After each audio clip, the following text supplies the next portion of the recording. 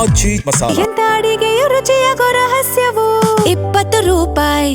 Gutka ban ಆದೇಶ ಕೊಟ್ಟಿದ್ದು ನಾನು, ವಾಪಸ್ ಪಡೆದಿಲ್ಲ ಅಂತ ಆರೋಗ್ಯ ಸಚಿವ ಖಾದರ್ ಸ್ಫೋಟಕ ಹೇಳಿಕೆ ನೀಡಿದ್ದಾರೆ. ಗುಟ್ಕಾದಲ್ಲಿ ನಿಕೋಟಿನ್ ಇರಬಾರ್ದು ಎನ್ನುವಂತಹ ಆದೇಶವನ್ನ ನಾನು ನೀಡಿದ್ದೇನೆ. ಜನರ ಆರೋಗ್ಯದ ಹಿತದೃಷ್ಟಿಯಿಂದ ಈ ನಿರ್ಧಾರವನ್ನ ಕೈಗೊಳ್ಳಲಾಗಿದೆ ಅಂತ ಆರೋಗ್ಯ ಸಚಿವ ಯುಟಿ ಖಾದರ್ ರಿಯಾಕ್ಟ್ ಮಾಡಿದ್ದಾರೆ. ಈ ಆದೇಶವನ್ನ ಕೊಟ್ಟಿದ್ದೇ ನಾನು, ಇದನ್ನ ವಾಪಸ್ ಪಡೆದಿಲ್ಲ ಅಂತ ಆರೋಗ್ಯ ಸಚಿವ ಯುಟಿ ಖಾದರ್ ಸ್ಫೋಟಕ ಹೇಳಿಕೆಯನ್ನ ನೀಡಿದ್ದಾರೆ. ಗುಟ್ಕಾದಲ್ಲಿ ನಿಕೋಟಿನ್ ಅಂಶ ಇರಬಾರ್ದು ಎನ್ನುವಂತಹ ಆದೇಶವನ್ನ ಕೊಟ್ಟಿದ್ದೆ ನಾನು. ಜನರ ಆರೋಗ್ಯದ ಹಿತದೃಷ್ಟಿಯಿಂದ ಈ ನಿರ್ಧಾರವನ್ನ ಕೈಗೊಳ್ಳಲಾಗಿದೆ ಅಂತ ಆರೋಗ್ಯ ಸಚಿವ ಯುಟಿ ಖಾದರ್ ರಿಯಾಕ್ಟ್ ಮಾಡಿದ್ರು. ಈ ಗುಟ್ಕಾ ಅಥವಾ ಪಾನ್ ಮಸಾಲ ಇದನ್ನು ನಿಷೇಧ ಮಾಡಬೇಕು ಎನ್ನುವಂತಹ ಆದೇಶವನ್ನ ಹಿಂಪಡೆಯಲಾಗಿದೆ ಎನ್ನುವಂತಹ ಚರ್ಚೆಗಳ ನಡುವೆಯೇ ಆರೋಗ್ಯ ಸಚಿವ ಯುಟಿ ಖಾದರ್ ಅತ್ಯಂತ ಸ್ಫೋಟಕ ಹೇಳಿಕೆ ನೀಡಿದ್ದಾರೆ. ಮುಖ್ಯಮಂತ್ರಿಗಳ ಬಗ್ಗೆ ಚರ್ಚೆ ಮಾಡಿದ್ದಾರೆ. ಆಯ್ತಾ, ಇಲ್ಲಿ ವಿಚಾರ ಹೇಳಿದ್ದೇನೆ. ಆಯ್ತು, ಆರೋಗ್ಯ ದೃಷ್ಟಿಯಿಂದ ಉತ್ತಮವಾಗಿ ಅಂತ ಹೇಳಿದ್ದಾರೆ. ಆರೋಗ್ಯ ಬೆಳೆಗಾರರಿಗೆ ಕೂಡ ತೊಂದರೆ ಆಗಬಾರ್ದು ಅಂತ ಹೇಳಿದ್ದಾರೆ. ನಾವು ಚರ್ಚೆ ಮಾಡ್ತೇವೆ. ಅದಕ್ಕೆ ಅಡಕೆ ಬೆಳೆಗಾರರಿಗೆ, ಅಡಕೆ ವ್ಯಾಪಾರಸ್ಥರಿಗೆ ಯಾವುದೇ ತೊಂದರೆ ಆಗುವುದಿಲ್ಲ ನಾನು ಹೇಳ್ತೇನೆ. 3 ತಿಂಗಳ ನಂತರದ ರಿಸಲ್ಟ್ ತಾವು ನೋಡಿ. ಈಗ ತಾವು ಮಾಡಿರೋ ಆದೇಶವನ್ನು ವಾಪಸ್ ತೆಗೆದುಕೊಂಡಿದ್ದೀರಾ ಅಂತ ಚರ್ಚೆ ನಡೆದಿದೆ. ನಿಜಾನೇ ಸುಳ್ಳು ಸರ್? ನಂಗೆ ಗೊತ್ತಿದ್ದಾಗ ನಾನು ಆದೇಶ ಮಾಡಿದ್ದು ಮಾತ್ರ, ರಿಟರ್ನ್ ತೆಗೆದು ಗೊತ್ತಿಲ್ಲ. ಸ್ಟೇಕ್ ಹೋಲ್ಡರ್ಸ್ ಜೊತೆ ಚರ್ಚೆ ಮಾಡ್ತಿರೋದ್ರ ಬಗ್ಗೆ, ಗೊಂದಲಗಳ ಬಗೆಹರಿಸಲಿಕ್ಕೋಸ್ಕರ ಸ್ಟೇಕ್ ಹೋಲ್ಡರ್ ನೋಡಿ, ಸಡನ್ ಆಗಿ ನಾವ್ ಹೇಳಿದ್ರೆ ಅವ್ರಿಗೆ ಅರ್ಥ ಆಗುದಿಲ್ಲ, ಅವ್ರು ಹೇಳಿದ್ರೆ ನಮ್ಗೆ ಅರ್ಥ ಆಗುದಿಲ್ಲ. ಸ್ವಲ್ಪ ಬಿಟ್ಟು ಬಿಡಿ. 1 ತಿಂಗಳಾಗುವ ನಮ್ಗೆ ಲಾಸ್ ಆದ್ರೆ ಅಲ್ಲ ನಾವು ಚರ್ಚೆ ಮಾಡಬೇಕು. ಸ್ವಲ್ಪ ಅದಕ್ಕೆ ಸಮಯಾವಕಾಶ ಕೊಡ್ಲಿ. ಮುಖ್ಯಮಂತ್ರಿಗಳ ಬಗ್ಗೆ ಚರ್ಚೆ ಮಾಡಿದ್ದಾರೆ. ಆಯ್ತಾ, ಇಲ್ಲಿ ವಿಚಾರ ಹೇಳಿದ್ದೇನೆ. ಆಯ್ತು, ಆರೋಗ್ಯ ದೃಷ್ಟಿಯಿಂದ ಉತ್ತಮವಾಗಿ ಅಂತ ಹೇಳಿದ್ದಾರೆ. ಆರೋಗ್ಯ ಬೆಳೆಗಾರರಿಗೆ ಕೂಡ ತೊಂದರೆ ಆಗಬಾರ್ದು ಅಂತ ಹೇಳಿದ್ದಾರೆ. ನಾವು ಚರ್ಚೆ ಮಾಡ್ತೇವೆ. ಅದಕ್ಕೆ ಅಡಕೆ ಬೆಳೆಗಾರರಿಗೆ, ಅಡಕೆ ವ್ಯಾಪಾರಸ್ಥರಿಗೆ ಯಾವುದೇ ತೊಂದರೆ ಆಗುವುದಿಲ್ಲ ನಾನು ಹೇಳ್ತೇನೆ. 3 ತಿಂಗಳ ನಂತರದ ರಿಸಲ್ಟ್ ತಾವು ನೋಡಿ. ಈಗ ತಾವು ಮಾಡಿರೋ ಆದೇಶವನ್ನು ವಾಪಸ್ ತೆಗೆದುಕೊಂಡಿದ್ದೀರಾ ಅಂತ ಚರ್ಚೆ ನಡೆದಿದೆ. ನಿಜಾನೇ ಸುಳ್ಳು ಸರ್? ನಂಗೆ ಗೊತ್ತಿದ್ದಾಗ ನಾನು ಆದೇಶ ಮಾಡಿದ್ದು ಮಾತ್ರ, ರಿಟರ್ನ್ ತೆಗೆದು ಗೊತ್ತಿಲ್ಲ. ಸ್ಟೇಕ್ ಹೋಲ್ಡರ್ಸ್ ಜೊತೆ ಚರ್ಚೆ ಮಾಡ್ತಿರೋದ್ರ ಬಗ್ಗೆ, ಗೊಂದಲಗಳ ಬಗೆಹರಿಸಲಿಕ್ಕೋಸ್ಕರ ಸ್ಟೇಕ್ ಹೋಲ್ಡರ್ ನೋಡಿ, ಸಡನ್ ಆಗಿ ನಾವ್ ಹೇಳಿದ್ರೆ ಅವ್ರಿಗೆ ಅರ್ಥ ಆಗುದಿಲ್ಲ, ಅವ್ರು ಹೇಳಿದ್ರೆ ನಮ್ಗೆ ಅರ್ಥ ಆಗುದಿಲ್ಲ. ಸ್ವಲ್ಪ ಬಿಟ್ಟು ಬಿಡಿ. 1 ತಿಂಗಳಾಗುವ ನಮ್ಗೆ ಲಾಸ್ ಆದ್ರೆ ಅಲ್ಲ.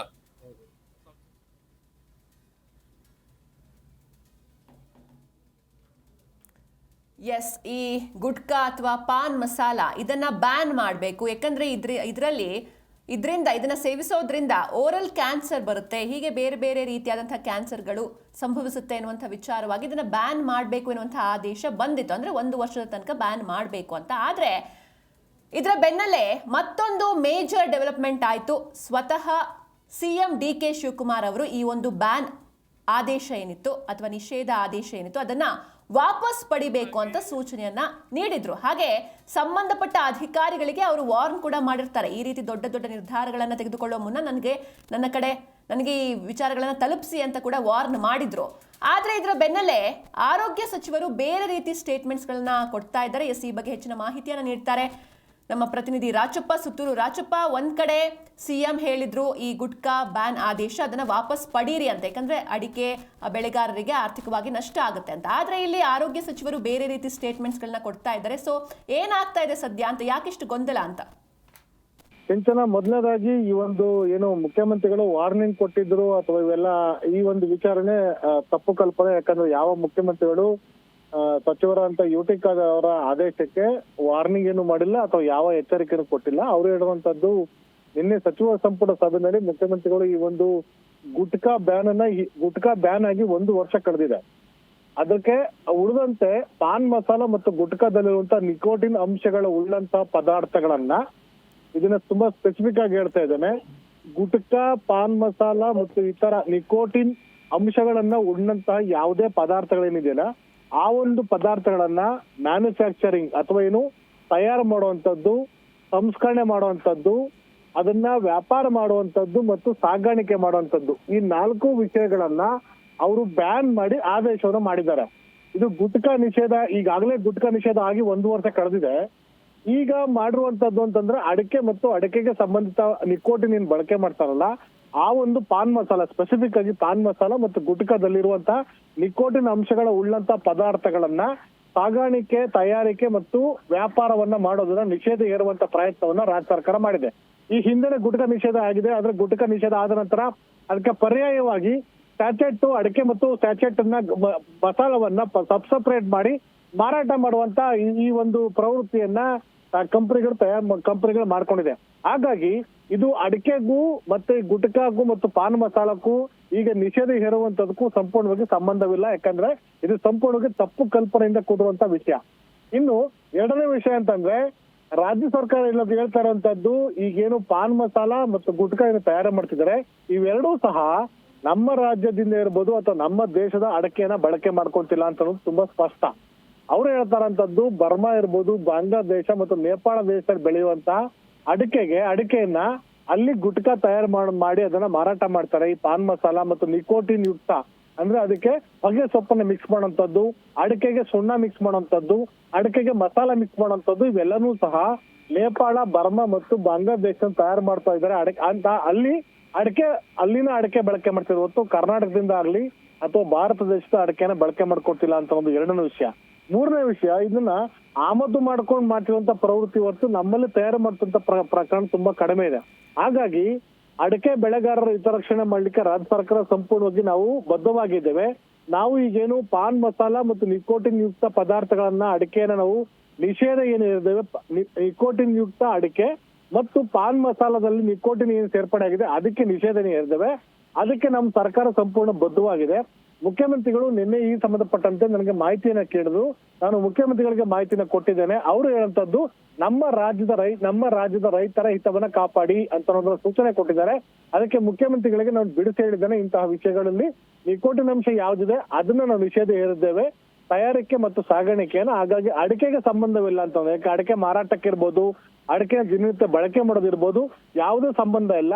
ಆದ್ರೆ ಅಡಿಕೆಗೆ ಎಕ್ಸ್ಟ್ರಾ ಇಂಗ್ರೀಡಿಯೆಂಟ್ ನ ಸೇರಿಸಿ ಅದನ್ನ ಬಳಕೆ ಮಾಡುವಂತದ್ದು ಅಥವಾ ತಿನ್ನುವಂತದ್ದು ಅಥವಾ ಅದು ಸಾಗಾಣಿಕೆ ಮಾಡುವಂತದ್ದು, ದಾಸ್ತಾನು ಮಾಡೋದಕ್ಕೆ ರಾಜ್ಯ ಸರ್ಕಾರ ನಿಷೇಧ ಹೇರಿದೆ. ಅದಕ್ಕೆ ಕಾರಣ ಅಂತಂದ್ರೆ ನಮ್ಮ ಯುವ ಜನತೆ, ನಮ್ಮ ದುಡಿಯೋ ವರ್ಗ ಬಹುತೇಕ ಈ ಒಂದು ನಿಷೇಧಿತ ಪಾನ್ ಮಸಾಲ, ನಿಷೇಧಿತ ಗುಟ್ಕಾ ಇದನ್ನ ಹೆಚ್ಚಾಗಿ ಬಳಕೆ ಮಾಡ್ಕೊಳ್ತಾರೆ. ಅದರಿಂದಾಗಿ ಅವರ ಆರೋಗ್ಯ ಮೇಲೆ ದೊಡ್ಡ ದುಷ್ಪರಿಣಾಮ ಬೀರ್ತಾ ಇದೆ. ಈ ಕಾರಣಕ್ಕೋಸ್ಕರ ನಮ್ಮ ಯುವ ಜನತೆ ಅಥವಾ ದುಡಿಯುವಂತ ಜನ, ವಿಶೇಷವಾಗಿ ಕಟ್ಟಡ ಕಾರ್ಮಿಕರಿರ್ಬೋದು, ಮಿಡಲ್ ಕ್ಲಾಸ್ ಪೀಪಲ್ ಇರ್ಬೋದು, ಈ ಒಂದು ಸಮುದಾಯದವರು ಮತ್ತು ಇತ್ತೀಚೆಗೆ ಈ ಬೇರೆ ಬೇರೆ ದೊಡ್ಡ ದೊಡ್ಡ ಬಾಕ್ಸ್ಗಳಲ್ಲಿ ಪ್ಯಾಕ್ ಮಾಡಿ ಅದನ್ನ ತುಂಬಾ ಸೊಫಿಸ್ಟಿಕೇಟೆಡ್ ಆಗಿ ಮಾರಾಟ ಮಾಡುವಂತ ಒಂದು ಕೆಲಸವನ್ನು ಮಾಡ್ತಿದ್ದಾರೆ. ಇದನ್ನ ಕೆಲವು ದೊಡ್ಡ ದೊಡ್ಡ ಅಫಿಷಿಯಲ್ ಸಹ ಬಳಸ್ತಾರೆ. ಆದ್ರೆ ಇದನ್ನ ಯಾವುದೇ ಹಾನಿ ಇಲ್ಲ ಅಂತ ಹೇಳ್ತಾರೆ. ಅದು ಆರೋಗ್ಯಕ್ಕೆ ತುಂಬಾ ದೊಡ್ಡ ಮಟ್ಟದಲ್ಲಿ ಹಾನಿಯಾಗಿದೆ ಅಂತ ಅನ್ನೋದನ್ನ ಸಚಿವ UT ಖಾದರ್ ಹೇಳ್ತಿದ್ದಾರೆ. ಒಟ್ಟಾರೆಯಾಗಿ ಅಡಿಕೆಗೂ ಈ ಒಂದು ಈಗ ನಿಷೇಧ ಹೇರುವಂತ ನಿಕೋಟಿನ್ ಯುಕ್ತ ಗುಟ್ಕಾ ಮತ್ತು ಪಾನ್ ಮಸಾಲೆಗಳಿಗೆ ಏರುವಂತ ನಿಷೇಧಕ್ಕೂ ಸಂಬಂಧ ಇಲ್ಲ.